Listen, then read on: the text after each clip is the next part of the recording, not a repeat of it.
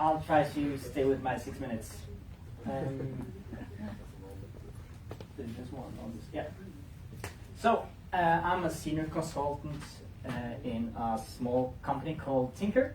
We work with innovation, sustainability, and things like that. Whatever is the new trend, right? In addition, I do a PhD at the BI Norwegian Business School on sustainable innovation. We're a small company. We have some interesting clients: Digital Norway, UNGC, Human System, Innovation Norway.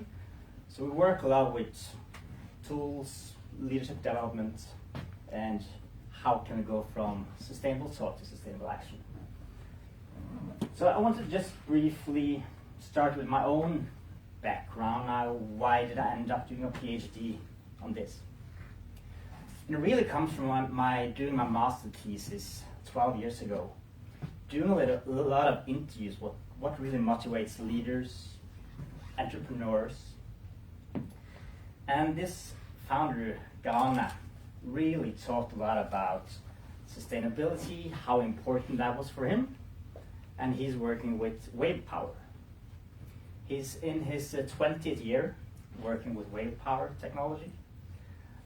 He teased me into being an investor there 5 years ago, and I was thinking, we're this close, one more year and we're there. And now 5 years later, we're pretty much at the same position.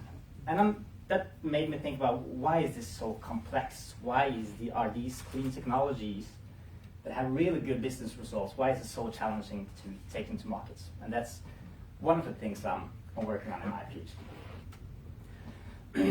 And also, I don't want to talk about tech, I don't want to talk about the taxonomy, I really want to talk about people today. And I think that's maybe or for me at least, the most important thing if we're really going to succeed with this transition.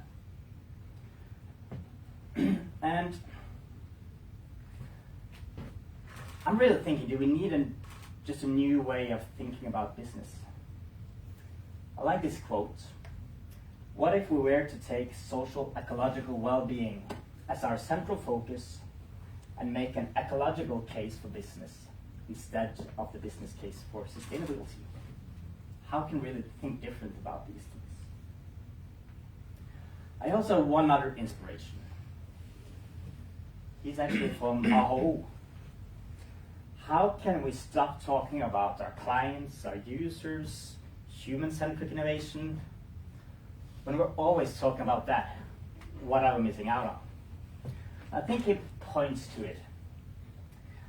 Is it time to critically question if not such a logic, user-centric, comes at the expense of other ways of seeing the world? These other worldviews could be affected non-users, future generations, people in the production pipelines, and non-human beings and systems. Such questions seem justified in the increasing environmental crisis. So there's a couple of inspirations here that really have influenced my own research. As a consultant, I find out fancy words, and that's what you do as a PhD candidate as well. So I'm doing a lot of research now into what I call planet-centric leadership or planet-centric action. Inspired by some of these theories, inspired by a Finnish research group that works well with planet-centric design. And for me, and this is not research-based, but I'm thinking there's a couple of things we have to consider moving forward.